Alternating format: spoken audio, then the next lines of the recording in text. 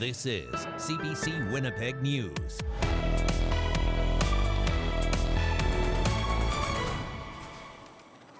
Good evening. Thank you for joining us. The family of a woman who is missing is now offering a reward. She's believed to have been abducted by her husband, who is wanted by police. Her family is pleading for information that will help bring Brianna Hudson home. The CBC's Stephanie Cram brings us the story. Crystal Loden is keeping busy, taking care of her daughter's cats. Brianna Hudson hasn't been seen in a week after her mother received some worrisome texts from Hudson, who was concerned about what her husband might do to her. She had been messaging that day, that night, that she was afraid for her life, that he was going to kill her, that he had a knife, that she was afraid for her life. Loden called RCMP to do a wellness check on her daughter. She was worried her daughter's husband, Shaquille McFarlane, might harm her. By the time police arrived, the couple had fled. The RCMP kicked in the door and they were gone, so since that moment, we haven't seen them. Loden says her daughter is 16 weeks pregnant, and Shaquille McFarlane had threatened to keep her from her family until the baby was born. Shaquille has said that he planned to keep her until she had the baby. And that's a long time away, and my daughter needs to have a cesarean section, so she needs medical help to have a baby. She can't just have, somebody deliver her baby. RCMP are also worried for Hudson's well-being. They believe that McFarlane is actively evading police and say there are currently warrants out for his arrest. So I think the RCMP think that they're just still hiding, bunkering down somewhere in Winnipeg. But my assumption is someone's holding them there, well, hoping this will all blow over. The family is now offering a reward to help the RCMP in their search for Hudson.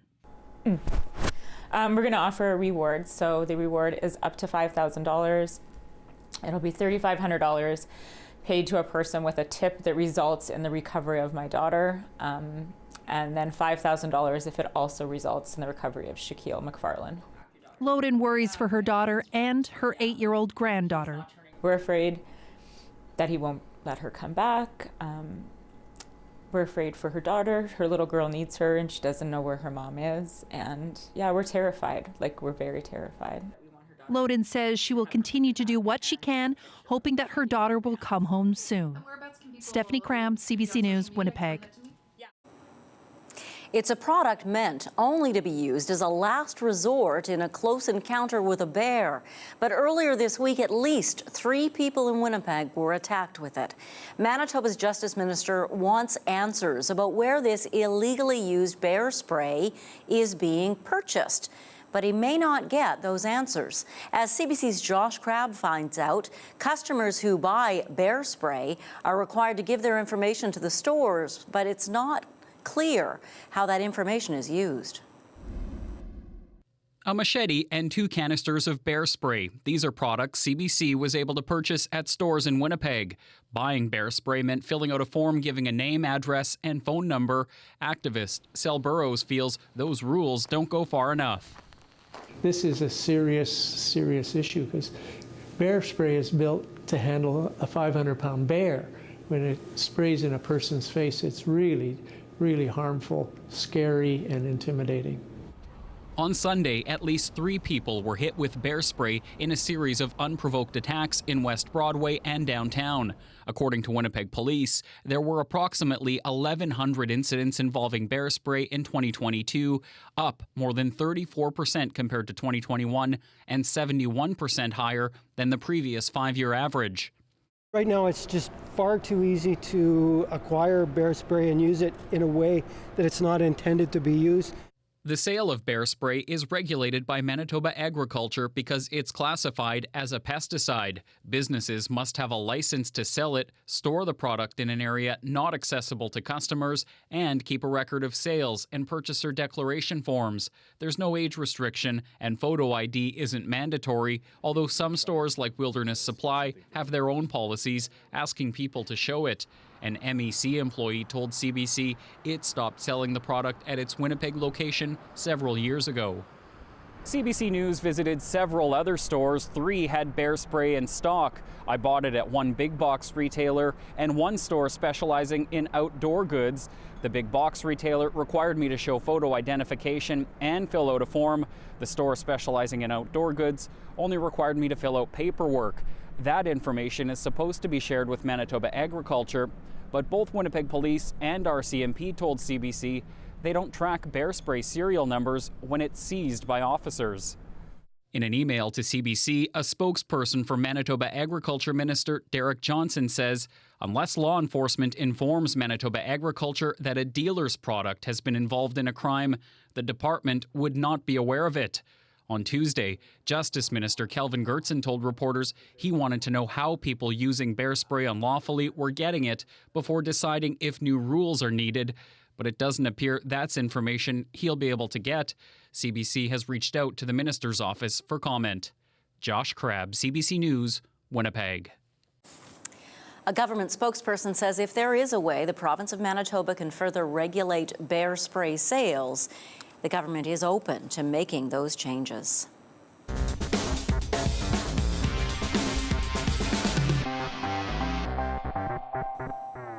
Winnipeg City Councillors voted today to regulate short-term rentals like Airbnbs. This is an issue that's divided councillors and community members, with some thinking the rules went too far, others saying they don't go far enough. To tell us more about what was actually voted on today, Cameron McLean joins us now, our City Hall reporter. I know there have been several changes, so what actually was approved today, Cameron? Anyone listing a short-term rental will need to be licensed and pay the accommodation tax. New short-term rentals will be limited to primary residences, that is, the place where the property owner actually lives. People who already own multiple short-term rental properties are allowed to keep up to 3 in addition to their primary residence. That would have applied only to downtown multifamily and commercial areas, but today, the Mayor Scott Gillingham brought forward a motion extending that to single-family neighborhoods as well. Why do you think the mayor made that change? He said he wanted to treat the whole city fairly. It may also be a response to criticism from people like Michelle Finley. She rents a property, a house, next to her own home in St. James, which means the original rules would have shut her down. So I think this is a happy medium for now, so we'll see where it goes. I know going forward we're going to be more plugged in with the public service and councillors in talking about the topic. We weren't necessarily at the table as much as we wanted to be leading up to today. Finley also said she supports the licensing and taxation rules. Now, what did other councillors have to say about those rules? There was a mixed response from other councillors. Waverley West Councillor Janice Lukes opposed grandfathering additional units in single-family areas. Others, like St. Boniface Councillor Matt Allard, spoke against the limits on how many units people could own. I'm agnostic, I guess, on the number of units, but I think we should have a robust regulatory process, and I don't see why we would arbitrarily cut out a whole potential segment of the market. Allard brought forward his own motion, which would have allowed multiple listings in all areas of the city, but that was voted down. Okay, so what happens next, Cameron? Now city officials have to come up with a bylaw for councillors to vote on. Mayor Gillingham says there could be more changes to the rules. And so this is certainly by no means the end of the discussion or the end of the debate. This is a first step to really get the ball rolling, to establish regulations. The city now has 6 months to come back with a final version of the rules. Janet? Cameron McLean reporting from the newsroom tonight. Thanks, Cam. You know, mental health is something more and more of us are comfortable talking about publicly. An event in Winnipeg last night aimed to bring mental health issues in the Black community to the forefront. A panel discussion was held at the Canadian Museum for Human Rights on how anti-Black racism impacts mental health. It was organized by the University of Manitoba's Black Alliance, and it focused on how to recognize trauma, how to discuss mental health, and seek meaningful help. When it comes to our Black communities, I think one thing was we have to lean into a moment of being vulnerable, and that vulnerability can at times create a moment of solidarity. The Alliance has also been exploring how to break down barriers for Black students. Tomorrow we will mark 1 year since Russia's current invasion of Ukraine. Since that time, having left their homes and lives behind to flee the war, thousands of Ukrainians have settled here in Manitoba. Tonight we hear from just a few of those families about starting over in a new city and the difficult decisions they've had to make. The CBC's Alana Cole reports.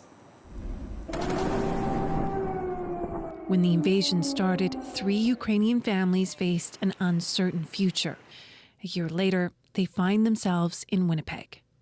Beautiful. Let's make some Ukrainian flowers. Yeah. For Olana Gordienka and her daughter Anna, this is where life is right now. They arrived here in September. The main thing was that my daughter now she isn't safe. She is not in war. She sleeps okay. She is absolutely happy here. But their family is now divided. When she and her daughter left Ukraine, her husband and 21-year-old son stayed behind. It was very difficult to make a choice, but this decision was made by our family together. The province says more than 17,000 Ukrainians have presented to Manitoba's Reception and Welcoming Centre since the start of the war, and they've issued more than 13,000 provincial health cards.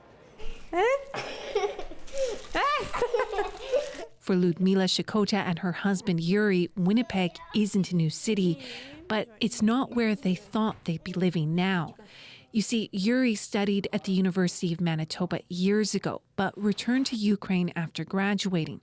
The couple was living in Kyiv with their daughter. Ludmila remembers going to work on February 24th, the day Russia launched its attack. But the next day, when nearby house was bombed, we decided to immediately leave Kyiv. Months later, Yuri got a job in Winnipeg. They moved here last summer. We decided to look for a better place and for continuation of our lives, because we have daughter who needs care and education. Victoria Maslovska didn't think she'd be in Winnipeg, but she's here with her 2 young daughters, her sister, and 2 nephews. Me and my sister, we made this decision that we have to look for safe, stable country for living, because it's not possible to have normal life now in Ukraine. She's hoping to find a job, and she's trying to build her own business making beeswax candles and creams. We hope to settle our life in Canada, because it's much safer and better country for living with kids and in general. And Russia is far away, which is good. Like even when war will be finished, Russia is near always, so you never know. It is about 45 kilometers from Kyiv. Ludmila is now looking for a job here. The couple is grateful for the support they've received in Canada. Still, she says it's hard to be away from family, including her mom. I know it is very hard for her. She says sometimes she's crying, sometimes I cry too. But I hope maybe this year the war will finish and we would see each other. Gordienka says her contract at the University of Manitoba, where she's working, runs until September. She's not sure what will happen after that or when her family will be reunited. Maybe a war will stop and we will be able to return to Ukraine. Of course, my heart is in Ukraine. She says she's cried a lot of tears. I just forced myself to think that it's my new experience. I should do my best. I should try. And it's new way of life. I should try to start from the very beginning, and it's okay. As she waits to see what will happen next. Alana Cole, CBC News, Winnipeg. The Joy Smith Foundation has launched a new education campaign. It wants everyone to recognize the signs that a young person could be the victim of a sex trafficker. We told you about that last evening on the news at 6. I wanted to know more about this, more about the issue. So I spoke this afternoon with Janet Campbell, the executive director of the foundation. She joined me by Zoom from New York City. I began by asking her just how prevalent human trafficking is in Canada. It's shockingly prevalent. It happens in every community.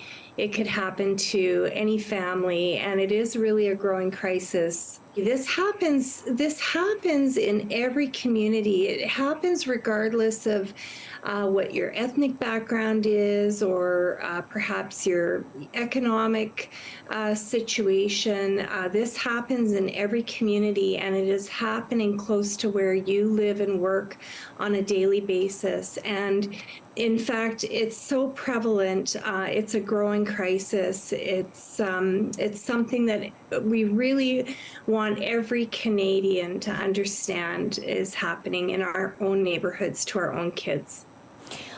What is the probably most common sign that someone is being groomed by a predator to become a victim of human trafficking?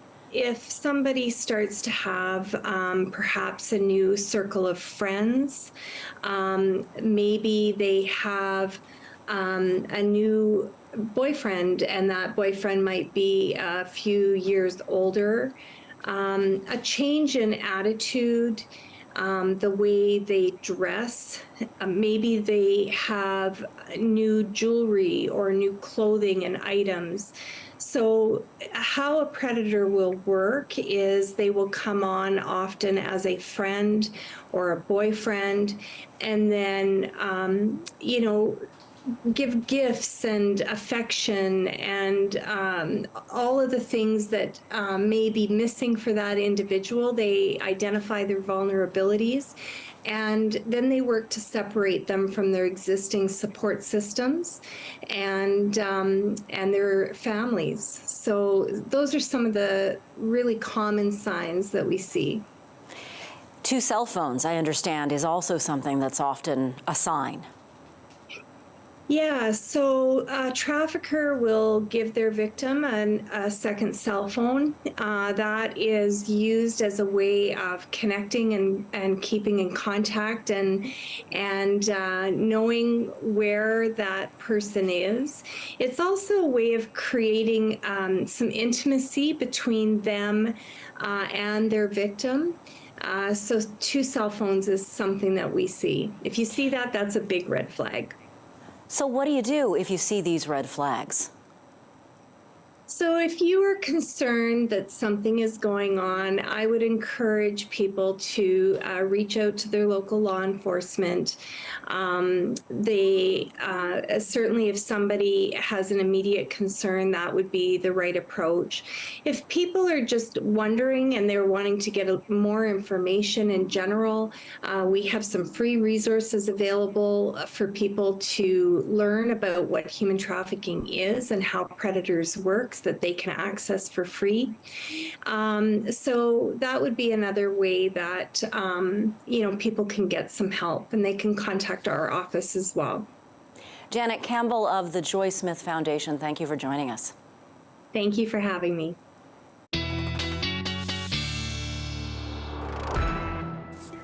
It's time to check in with meteorologist John Sauder and ask him how long we're going to be sitting under this extreme cold. Seems like it's been a while. It's been pretty much all this work week anyway. I think it's on its last gasp. I think it's going to be ending maybe tomorrow? Oh, good. I'll show you why, actually. But this is the area still in the extreme cold warning, the southern half of the province, and this is where we're seeing wind chills tonight, getting down into that frostbite, not just frostbite range, but frostbite in 10 minutes or less. So that's the criteria. Check out how large this thing is, though. Now, we've dropped the warning from northwestern Ontario, yesterday northern Manitoba, but all of Alberta, all of Saskatchewan, a pretty good chunk of Ontario and Quebec, all in extreme cold warnings right now. Now, we're at our daytime high, minus 20. Look at the winds, though, north at 9. Earlier today, the winds were north around 33, gusting to 40 at times, and that created a much worse wind chill than what you see right here. This is about a risk of frostbite,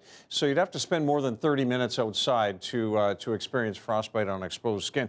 But that's what'll happen through the evening hours. As we get into the overnight, skies clear, temperatures really drop, and even though we'll have fairly light winds, we will have those conditions that are pretty close to warning criteria. So I think Environment Canada will leave the warning in for now, just based on the overnight and early morning conditions where you can get frostbite on exposed skin in just 12 minutes. And there's the wind chill number at -38. But yeah, 12 minutes, that's the more important number to memorize. Last year, it was just as cold, -20 by day, a -35 reading last year on this date. And did you notice the sunset?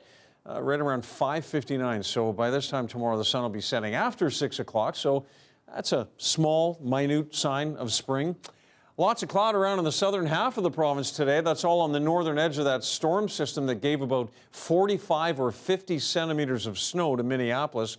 The nice clear sky in the north would be great for star watchers tonight. I'll show you that in a second. But yeah, clearing skies tonight means temperatures really fall off. Might be another plug in the car night at around -28. Pretty bright start to the day, but the clouds do fill in a little bit in the afternoon and certainly through the evening. Notice the winds are now out of the south on Friday and on into Saturday morning. Saturday's more of a sun-cloud mix. And then Sunday, we get a little bit more wind, but skies will be kind of in that sun cloud leaning towards sunshine type of sky condition. So -28 tonight, clearing overnight. Winds are light and then shifting around to the southwest. Still chilly in the morning, but it'll feel a lot better in the afternoon with light winds and -19. And maybe in the last few nights, you look to the west just after sunset and you've been seeing the moon and two bright objects. Well, that's Venus and Jupiter. Now, in the past few days, the moon was below Venus, and now the moon is a little bit higher up. So you may see that tonight in northern Manitoba. Hopefully in the south, it'll clear enough for you to see that this evening. -17 Saturday, look at Sunday, -7. That's a lot closer to seasonal conditions, and we're actually above seasonal with a chance of flurries on Monday. Thanks so much, John. You're welcome. Well, you know what we always say, if it's too cold for you to be outside, it's also too cold for your pets to be outside. That's also the message of animal rescuers throughout this province, including in Steinbach, where the local rescue group doesn't yet have a building to house pets that need help. Earlier this week, I chatted with adoption coordinator Sandra Watson. We are extremely busy all year long. We are a dedicated group of volunteers. We're solely volunteer run and foster based, and it's a nonprofit rescue. Our volunteers are extremely busy right now with frostbite victims, cats left in the cold, and coming in with medical needs, needing a lot of care. I see it on your face when you talk about the frostbite. That stuff just breaks your heart, doesn't it? It is heartbreaking. It absolutely, yes. Is there a message that you'd like to share with Manitobans about cats in the cold or animals in the cold, period? Well, in the short term, when you see an animal outside in the winter, really try to take it in. Try to find it shelter. That is, whatever you can do to get that animal out of the cold is first and foremost. Without proper shelter, no animal should be outside in this weather in Manitoba. Steinbach and Area Animal Rescue has taken in several dogs this winter. Our problem is that we don't have a physical building. We do not have a brick and mortar shelter, and that is a goal that we are working on. There's a current fundraiser in Steinbach at Smitty's every Monday for Chase the Ace. We're hoping this will gain momentum, help us to work towards getting this building so that when there is an urgent placement need, we have shelter. Right now we rely on our volunteers and our fosters, so it can be very tricky and we're limited. Cats should always be indoors. I know that a lot of people feel differently, but our bird population would be grateful, gardeners are grateful, and the cats themselves really are meant to be indoor pets. Well, feral cats are a big problem in Winnipeg. Is that an issue here in Steinbach as well? There are several feral colonies in Steinbach, and at the local landfill site as well, and other rural municipality landfill sites. Those feral colonies need help, and we are trying to put together programs to help these animals, not just the tame strays, but also the semi-ferals and the ferals. So what we need is government funding to help us put together trap, neuter, release programs. And we'd like to set up a barn buddy program like they do have in Winnipeg, where we can take these animals, get them fixed, get them vaccinated, and then find them a nice farm home where there is proper shelter. Kitten season is coming. Right now we're dealing with, as we discussed, the frostbite, but now as we head into spring, we will get calls after calls of mom cats and litters under decks and in sheds, and we need to stop the population growth, and we need funding for spay and neuter clinics, TNR programs, spay and neuter clinics, barn programs, because the problem is too big. Thank you for chatting with me today. Thank you so much for talking with me. New healthcare deals are beginning to fall into place between the provinces and the federal government. We'll tell you who's signed on, where the money will be spent when we come back. You're watching CBC News Winnipeg.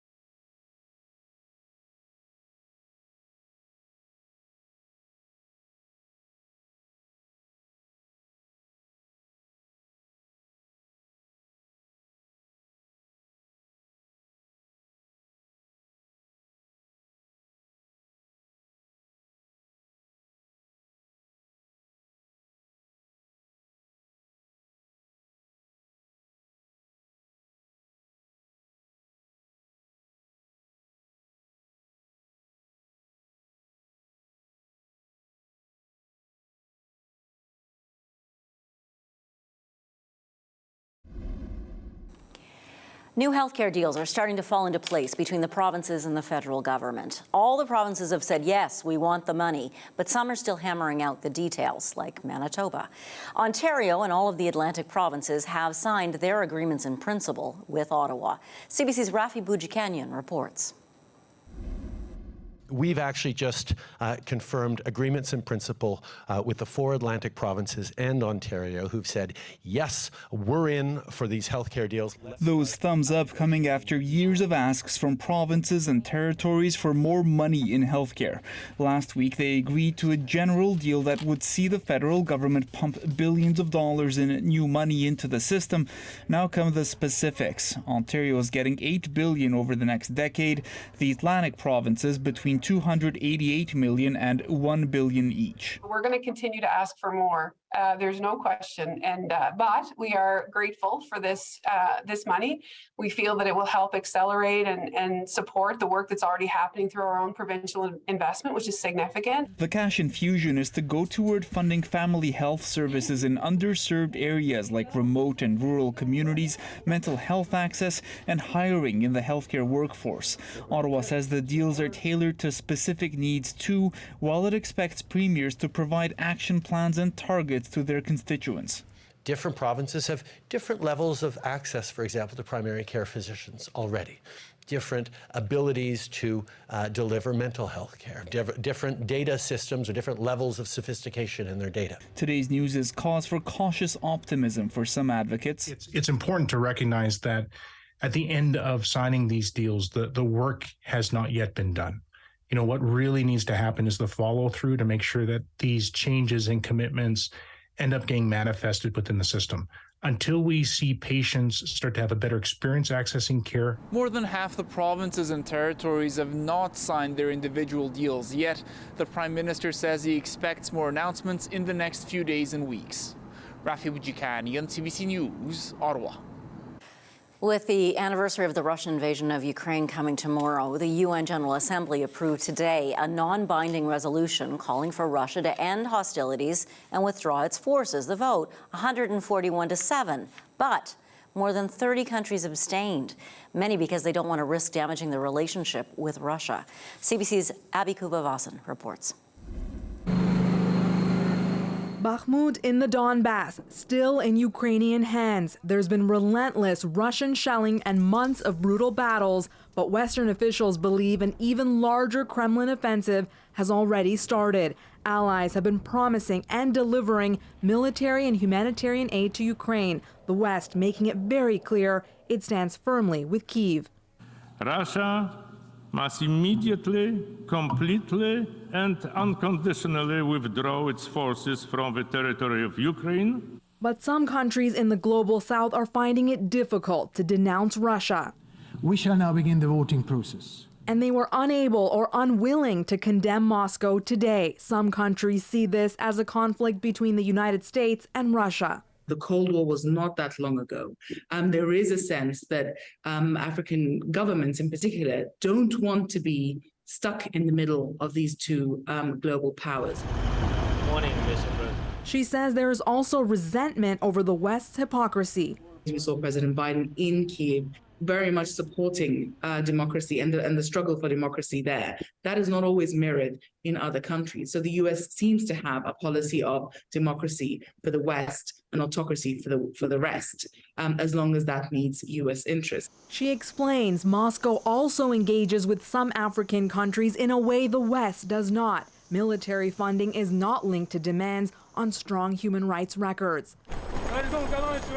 South Africa is conducting joint drills with Russia right now and recently welcomed Russian Foreign Minister Sergei Lavrov. African nations are also dealing with the global impact of the war, food shortages, high energy prices, and rocketing inflation. Many in the global south are calling for a negotiated peace. We do have a peace plan right here in front of us. It's called the Charter of the United Nations. Kyiv says Ukrainians are living the horrors of the invasion every day, but it will not give up any territory and reward the Kremlin to end this war. Abby Kubavasan, CBC News, London. U.S. Transportation Secretary visited the site of a recent Ohio train derailment today. He called for industry and congressional cooperation to improve rail safety. And the other freight rail companies need to stop fighting us every time we try to do a regulation in order to hold them accountable and their other railroad companies accountable for their safety record. The derailment triggered an explosion and fire. In addition, more than 450,000 kilograms of vinyl chloride had to be drained and burned, releasing more contaminants. Safety officials announced a rare investigative hearing today. That probe is focused on a system that should have detected an overheated axle and on pressure relief valves in the cars. Now, there have been accusations as food prices have been soaring that Canada's big grocery stores have been using inflation to hide price increases and pad profits. Canada's biggest grocer released its latest earnings today, and overall profits were down. Loblaw Companies, which includes supermarkets, Shoppers Drug Mart, and No Frills, is reporting profits of $529 million for the fourth quarter of 2022. That's down nearly 30% from a year earlier. For all of 2022, Loblaw's posted a $17 billion profit on $56.5 billion in sales. It is cold, and when it gets this cold, you may have trouble starting your car. I'm worried because I forgot to plug mine in. We'll hear from an auto expert about how to keep your vehicle starting no matter the temperature after the break.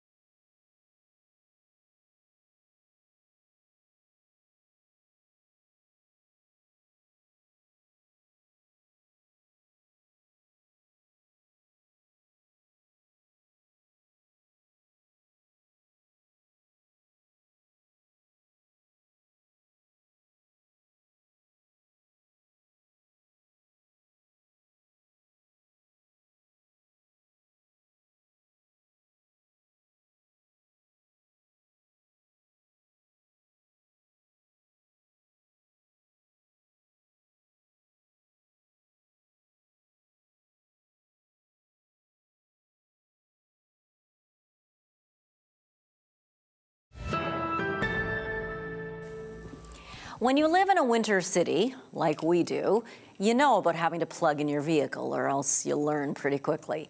But not all vehicles come with a block heater. Not all parking spots have plug-in places. So what do you do in that case? And what are you really plugging in anyway? CBC Edmonton asked an auto expert, Colin Harris, for his top tips on keeping your car starting no matter the temperature.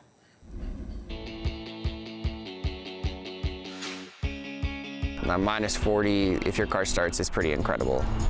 Hi, I'm Colin, and today we're here to talk a little bit about batteries. When it's cold out, electrons don't want to move, and it takes a lot more current to move electricity through wires when they're super cold. So at minus 40, it just takes a lot more. So that battery's really trying to like oomph your starter, your cold engine, so it's draining it at a greater capacity. After minus 30, that's when we start to get really sporadic and inconsistent things happening to your vehicle. It's almost like chance. I get new vehicles that their batteries don't work. I have old vehicles that have been running for 10 years that somehow the battery is still good. If you're parking inside, obviously it's going to be warmer. Even if it's not a heated garage, that 15-degree difference, so inside your garage versus outside your garage, makes a massive difference. If you do a lot of short trips, like 5 to 10 minute trips at city speeds, that's not giving your battery enough time to charge because your alternator is charging your car while you drive. Going for a long drive definitely charges your battery up fully. So this is a block heater. This is the part that heats up, and it heats up in your coolant, and then the plug goes in this end, and this is screwed into your engine block. So the job of this is actually just to heat up your coolant, and in the process of heating up your coolant, your engine block becomes a little warmer, and then it will turn over easier. So that's actually a tough one. Every car is in a different spot. Generally, it can be up on the top, it can be by the battery box, and a lot of times it'll be somewhere in the front grille. You can always check your owner's manual. I find a lot of the European brands do not have block heaters. And if your manufacturer doesn't have a block heater, there is other things you can use. You could get a battery blanket, and that's just a thing that goes around your battery and you plug it in. An oil pan heater is just a heating element that'll stick to the bottom of your pan, keeping the oil viscosity a lot thinner. And then it plugs in just the same way that your block heater would. Top tips is just when it's cold, plug your car in. Maybe taking it for a drive, charge up the battery, and anything that your local mechanic is recommending to do to your car, it's a good idea to get it done. The other thing you can do when it's really cold out is actually shut all your electronics off right before you start the vehicle. So shut your fan off, shut your radio off, shut any draws on the vehicle off, and that might help get your car started in the wintertime. The number one mistake that I see people is when you go to your mechanic and they tell you, hey, it's time to replace your battery because it tests low or it fails, and then not getting it replaced. Because, you know, in the summertime, especially when you start your vehicle and it's working, the battery can start on a half charge. But then in the wintertime, as soon as it gets cold, that battery will not work and your car won't start.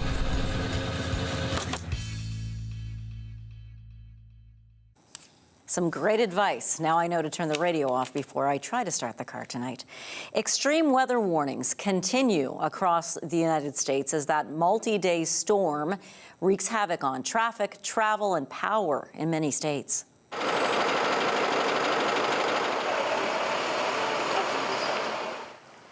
Several days of heavy snowfall have made driving treacherous along the Canada-U.S. border in the Midwest and in parts of California.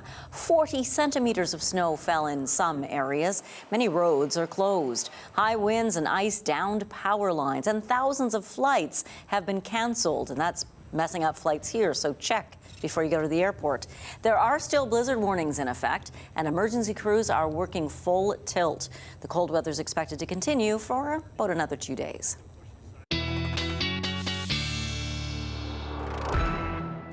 You're nodding as I said another 2 days. That seems right? Yeah, you know, it's gently moving off to the east, so causing all kinds of problems in the northeastern U.S. And boy, it's a massive system. It really is. Yeah, it really I mentioned earlier about 45 to 50 centimeters around Minneapolis. Wow. paralyzing the city, and none of it here, not a flake. And we're okay with that. Yeah, we're okay with that, yeah.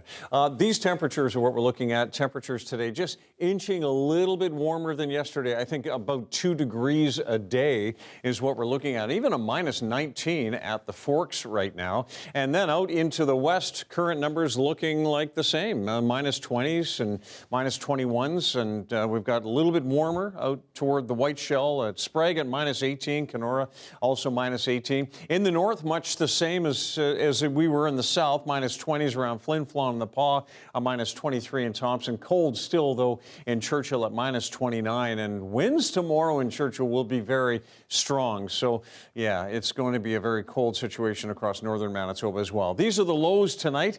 Cloudy skies overnight in through northwestern Ontario, and that's all on the north side of that system I was talking about. Here in Manitoba, we'll see some clearing, maybe not so much farther north. Barons River getting down to minus 29 tonight. Still a few minus 30s on the map as well, like Brandon, minus 31 with the clearing skies tonight. Portage getting down to minus 26. Morden minus 27, and Dauphin at minus 24. Across the north, lots of minus 30s. Windy in Churchill tonight, minus 29. Winds will shift to the west and be gusting to about 50 as we head through the early morning and through the day tomorrow, with a high of just minus 22, but a pair of minus 17s in the west. So on this map, some hints of some slightly milder air. Certainly lots of sunshine across northern Manitoba tomorrow. And then here in the south, we're looking at minus 18 in Brandon, a minus 14 in Dauphin, and then mid-minus teens for Portage, Morden, Winkler. Here in Winnipeg, we're looking at minus 19 tomorrow. So similar to today, but it'll feel a lot better because the wind will be only at about 10 kilometers per hour through the day. So much, much lighter winds. And the temperatures out into northwestern Ontario with sunny skies, minus 13s and minus 14s. That forested area is really going to soak up some of that sunshine and warm things up in northwestern Ontario and through the White Shell as well. Thank you, John. You're welcome. Being a so-called weirdo and embracing that is the heart of a new short film we're about to show you called Me versus Autism. From imagined fight scenes to awkward group interactions, a Winnipeg teen lays bare his own struggles with feeling understood and accepted. The film is after the break. You're watching CBC Winnipeg News.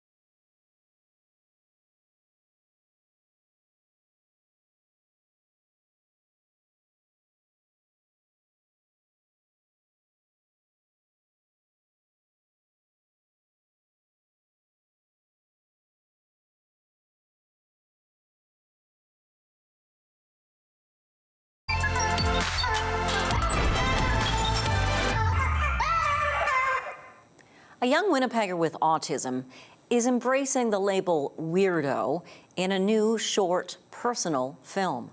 This film was produced as part of CBC Manitoba's Project POV with Sisler Create, an ongoing video storytelling collaboration with the school's post-high school program.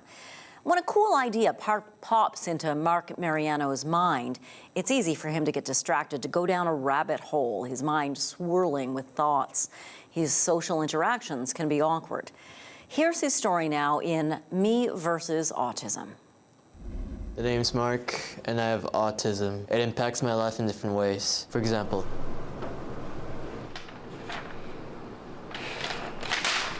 shoveling. The most Canadian chore you could ever do. So fun. When I get bored, my mind starts to wander off somewhere. Somewhere fun.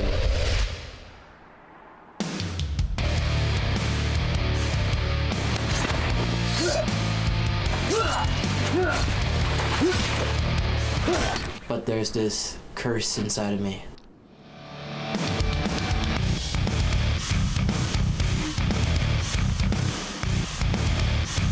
It's my autism. Dude, what the hell are you doing?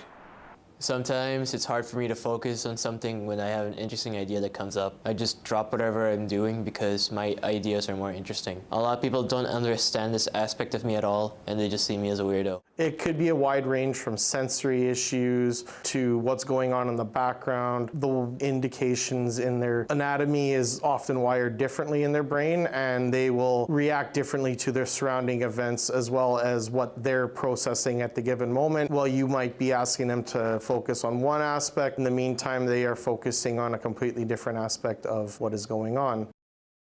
Then there's school. Ever since I was a kid, I had a hard time making new friends. It just goes with being seen as an outcast. It's something a lot of people don't get the feeling about. Okay guys, you can never go wrong with white Air Force One sneakers. Like, ever. Nah bro, the Crocs is where it's at. But can we talk about the Rick Owens? Those are heat. My personal favorite would have to be the Yeezy Foam Runners. I like the fact that they look like alien shoes. It gives off this quirky and unique vibe. You know, like, of course, you know, they're just a fancy version of the Crocs, but they're made from algae, which is good for the environment. You into alien shoes, Mark? I invited this kid. What a weirdo. I don't even know why I tried, as I already knew the result. It could be a range of the individual who is not that outgoing and wanting that social connection piece.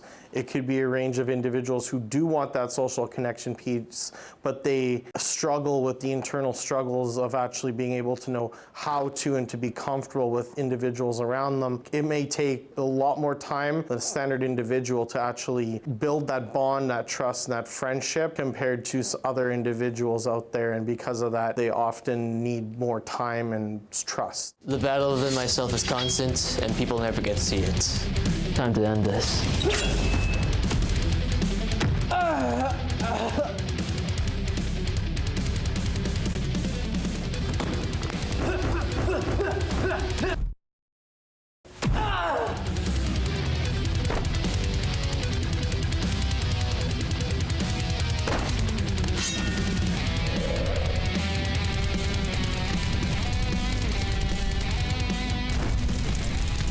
Everyone's a weirdo in their own way. No matter who you are, what you are, everybody's different. Be accepting. Don't crown them in terms of this is their diagnosis and put them in that category and completely leave them out of it. In my opinion, I don't think it's just my autism that's the problem here. It's the world and the people in it that can be cruel. And I think it needs to change.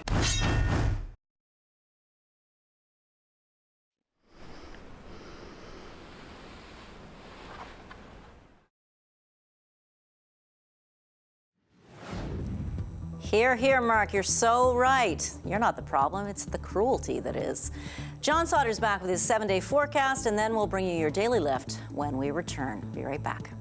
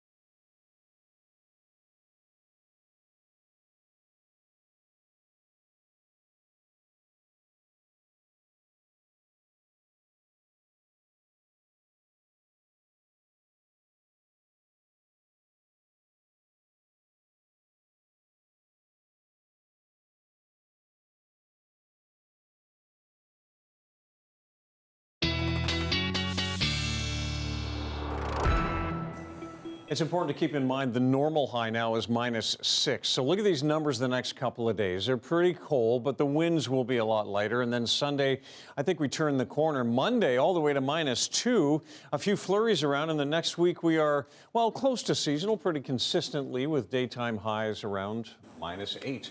And you might need a ringing endorsement to apply for this job. But that isn't stopping thousands of people in Britain from lining up to lend a hand and become bell ringers. Here's your Daily Lift.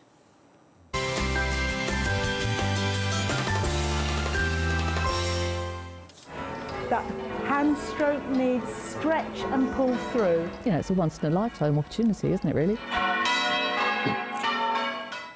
Yes, indeed it is. The call has gone out for bell ringers across the United Kingdom, ready to ring in the new king at his coronation ceremony in May. Officials are hoping to have people in every church across the country. Believe it or not, bell ringing is a thing in Britain, with as many as 40,000 people currently doing it. But still, a group that oversees the craft says they are in increasingly short supply. So, John, there it is. There it is. I could do that. I could, well, as long as there's not, like, it's not, you don't have to be strong. Yeah. I could do that. Wear earplugs, do that though. at the hunchback. Protect your ears if you're going to become a bell ringer. Night, everybody. See you.